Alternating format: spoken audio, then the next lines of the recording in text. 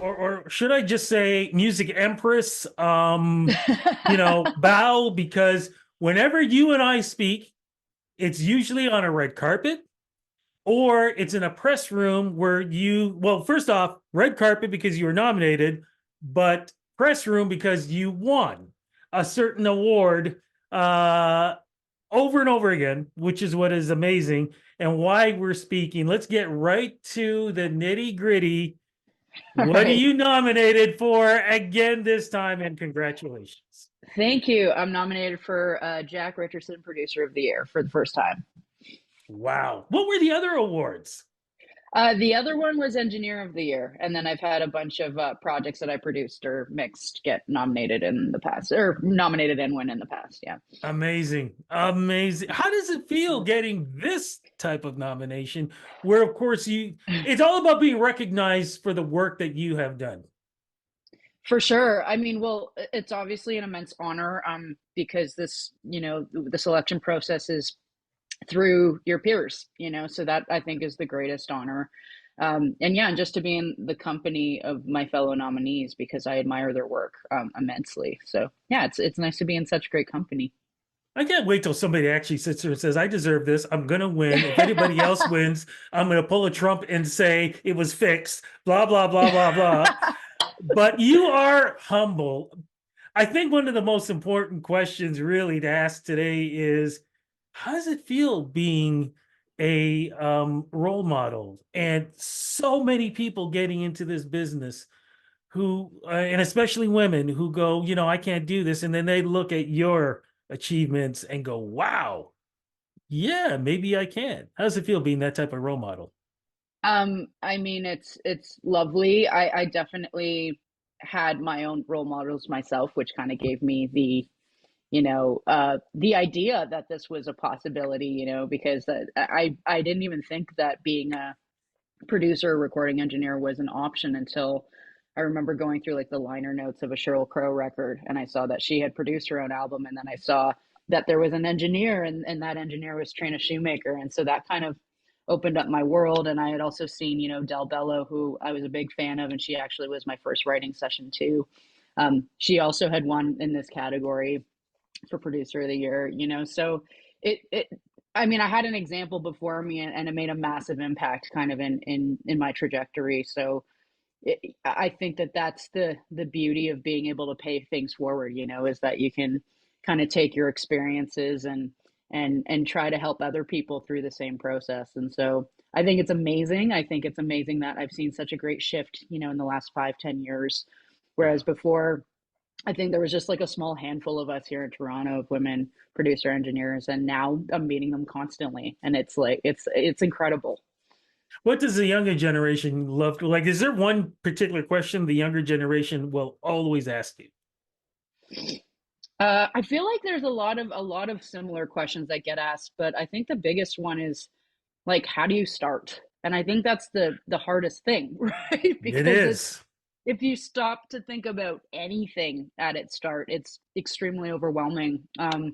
But I always encourage people to just not think too much about it because everyone's trajectory is so different, right? And so I think that we have to just jump in and think of this process as a marathon. It's not a sprint. You're not going to learn everything overnight. I'm constantly learning still, and I've been doing this a really long time now. So yeah, it's just to kind of soak it all in, learn from your peers, learn from other resources, and most importantly just do it, because that's the only way to really figure it out. Is it tough because I know it's changed up. I mean, back in the late 80s, early 90s, I was an assistant engineer for a recording studio that doesn't even exist anymore. It got took over by a bigger one that doesn't Yeah. exist anymore. Are we losing those studios? I know these days, heck, your basement can be your studio now because of the I'm in my technology we basement have. in my studio right now. Wow. So are studios closing? And if so, is it still a good is a good setup? Because like I said, look what we're doing right now. That never existed Yeah. before. You can do things now on laptops and other devices that you like you said, we can do at home. Yeah, I mean, I think Listen, studios absolutely have their importance still. And I have noticed, unfortunately, a lot of them can't survive because the budgets have gotten a lot smaller, over the years. Yeah. But I do think it's important to support studios as much as we can, and whenever I have the opportunity to get out of my own personal studio, which is great. It's convenient. I'm able to be self sufficient here. If I wanted to record drums or strings or anything, I can do that through my setup here. But I love working with other people. I love working with other engineers, when I'm in the producer seat. And I love going into different spaces. I feel like the room, of a album has so much character. It adds so much to the soundscape and the signature of that sound. So yeah, and it's also genre dependent, like if I'm doing a live off the floor thing or if I'm doing an ensemble, it makes sense to go to a big studio. Um, and and yeah, I obviously the gear, like every studio has its own gear, and their own signal chain and their own console and their own like mic locker, and that's usually what entices me to go to a space, even outside of the physical room itself. It's is making use of that stuff. So yeah, I think it's important that we support our ecosystem, our local Yeah. economy, and that we support each other. So and there's totally a benefit to that. I know that records are made all sorts of ways nowadays, and that's amazing as well because it gives artists and creators, their own autonomy. They're not waiting for anybody so that they can make their art. I love that it's accessible. I think art should be accessible as well. So, and they're the tools to create it rather. So yeah, it's just a balance, and it all depends on what we're trying to do. But I've made records in a bedroom. I started off as one of the first waves of bedroom producers with like a massive PC and a computer mic and an open source software called Cool Edit Pro, and now I work in Pro Tools, and I love all of the outboard gear and I love all these things, and it's just I think of these as tools that are like in our palette that we can draw from. I was the guy who we still had tape. So I was the Yeah. guy before the sessions had to come in, set the tones, with a little tweaking to make sure you got it right. And oh man. But the problem with me was the technology moved so fast I couldn't handle it. Right. Um, and I can handle what I'm doing now much better than doing that. Why did you decide to get into this industry? What was it about it that fascinated you? I know for me, I love like what I'm looking behind, what you see behind here. I just love the buttons and studio and things and people sitting in the back seats and going, yeah, why don't you can you move that over? Yeah, that looks good. And just the buttons all rising up. I got a kick out of that. No, for sure. I mean, it's magic when you think about it. And I think the first moment I had, I remember distinctly remembering when I was 3 years old. I was at a Greek cultural event in Toronto, and my dad was giving a speech, and there was a Greek band on stage, and I remember like really wanting to be up there, and I'm like, that's where I want to be. So I snuck up on the stage and I grabbed a tambourine. I was a bit precocious, and I just remember standing there with this band and being like, I want to do this. Like, this is what I want to do. So that was kind of the first spark, and it never went away, so eventually my parents finally listened to me. They let me quit dance because I was really horrible at it, and they let me play guitar, and I started my first band, and I just remember being very determined that I really wanted to do this for a living. So I started emailing all my favorite bands, and some of them started writing back, and they started giving me advice on how to get started. And the production bug came shortly after that because one of the band's lead singers. It was the lead singer of a band, Smoother, who is they were signed to EMI at the time, and he was he called into one of our rehearsals one day and said, "I want to come record your music. I'll make a demo for you so that you can start shopping it to labels." And I was like, "Whoa, that's wild!" And so he comes to my parents' basement where we had our rehearsal set up, and he brought a computer, like a brick, a giant tower, and he recorded us in my parents' basement, and I never had seen that before. Like, I didn't even know that that was a possibility. It kind of broke down the paradigm that you had to, have a lot of money and go into a studio to record yourself. So that's when I was like, oh, maybe this is something that I could do. Like, I could do this in my basement. That's wild. And so that was the first thing, and then it kind of snowballed from there. Like, I was really dedicated and driven at that time, and it never kind of went away. So it just kept growing and growing, and I was very lucky, to find myself in the company of many amazing experienced people that became really good friends of mine that really fostered me, you know. So that I, didn't that that didn't hurt. I want to talk about that part, the fun part of when you're sitting and you're working with somebody and you're turning around and you're thinking to yourself, damn, I'm working with blah, blah, blah. That's got to come across every once in a while. Every so often, yes, that does happen, you know, where there's someone you listen to as a kid or that you've admired, and yeah, you're sitting Yeah. in a room creating with them for sure. I felt that, you know, working with Dal Bello at my first writing session, I was like, what am I doing here? I'm a 13-year-old writing with Dal Bello. That's wild. And I was totally, you know, in awe of her because she's not only incredibly prolific as a creative person, but she's so smart and she knew about everything, you know, and she's been an amazing friend and mentor to me. Getting to play with Martha and the Muffins. I like loved Martha and the Muffins growing up. Oh! And then they asked me to be in their band. And after we did a couple writing sessions, and so I was like a mini No. muffin for a while. That was wild.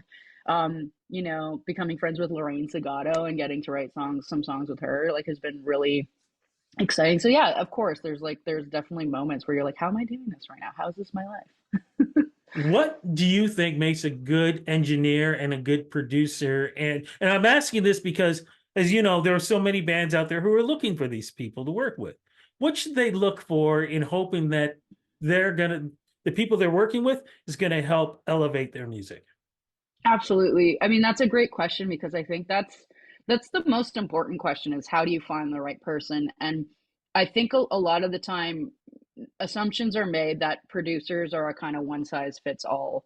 And Yeah. when I go to, when I'm in the process of getting to know an artist to work with them, I think that a bit of a dating period is really important because I need to determine if, first of all, if I'm going to be the right fit for them. Because I would never take on a project without knowing that, you know, we would be respectful to each other's processes and that we would that they would trust me enough, first of all, because trust is the biggest part of it, right? That they would trust me enough with their art.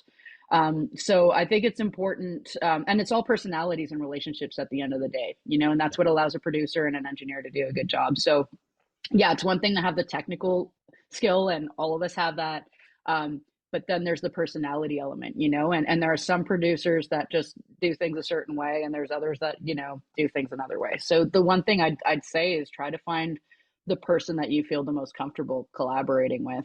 Um, you know, and there are some producers that are like more hands-on, you know, with all the technology, and there are some that are, you know, taking more of a facilitator you know, perspective. So it's Yeah. a spectrum, and it's the same with engineers too.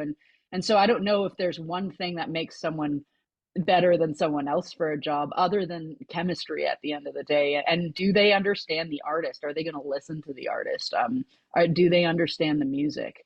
Because I don't think it's a producer's job, for example, to come in and change who an artist is. You know, I think that you should be a facilitator. You should go in there and see, you know, see all the pieces, listen to what the artist wants, because I think ultimately, even if an artist can't, you know, express what it is that they want in technical terms, they know what they are, and they know who they are rather, and they know what they want.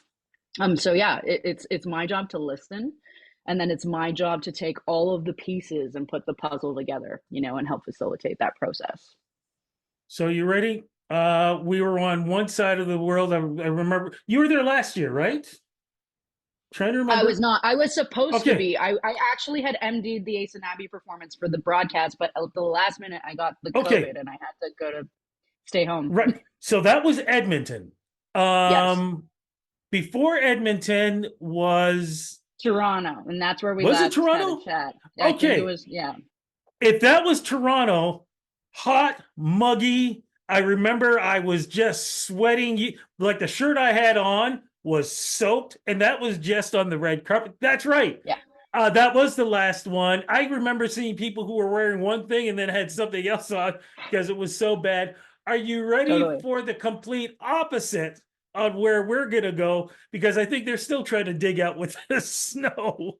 I mean, yeah, who knows what's going to happen? There's still a month ahead of us, right? So you Yeah. never know. I mean, it's February in Toronto, and I think we've had like one day of snowfall, which is really Yeah. bizarre. So yeah, I walked outside in a sweater yesterday. So yeah, I'm prepared for any of that. I have the faux fur ready if I need it, but I'm also prepared to rock an early summer if I need to. And one last question: what advice can you give? And I'm going to use the term newbies who have received their first Juno Award nomination and now are dealing with all the craziness. What advice can you give them? Because it's an experience. It is. I mean, I was a lot older when I got my first Juno, so I feel like um, I'm looking at it from the perspective of someone at the other side of the spectrum. But I definitely think just try to be present in the moment because everything happens so quickly, and it's easy to forget, because it's like it goes away in the blink of an eye. So enjoy it, enjoy your accomplishments, and regardless of a win, it's like you're there with your peers and we're all celebrating each other. So have fun. Okay, I'm lying. One last question: Yeah. the Junos itself, the statuette, the award, trophy, whatever Yeah. you want to call it. Which one would have rather had? Would you have rather had the old school one that went up like this, or the other one that goes like this? Like the crystal one. Yeah, the You one know that we have what? now. The glass one. Yeah. Oh, I mean, they were all beautiful. Yeah, they I'm were. grateful. I do love the one I have now. It's gold. It's gorgeous. It looks beautiful on my mantle.